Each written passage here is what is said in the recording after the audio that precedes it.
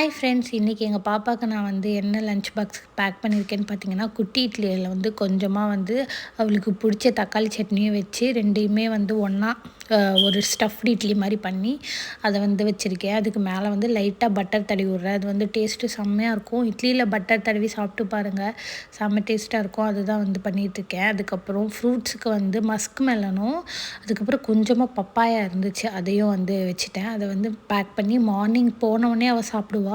So அது வந்து பிரேக்ஃபாஸ்ட்டுக்கு வந்து இந்த மேலே இருக்க மூடியெல்லாம் தொடச்சி அதை பேக் பண்ணி வச்சுட்டேன்.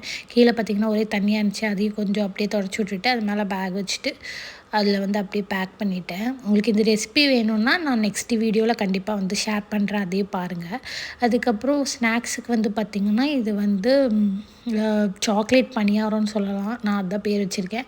அது எப்படி பண்ணுறதுங்கிறத வந்து நான் வந்து நெக்ஸ்ட் வீடியோவில் வந்து உங்களுக்கு அப்லோட் பண்ணுறேன். இதெல்லாம் தான் இன்றைக்கி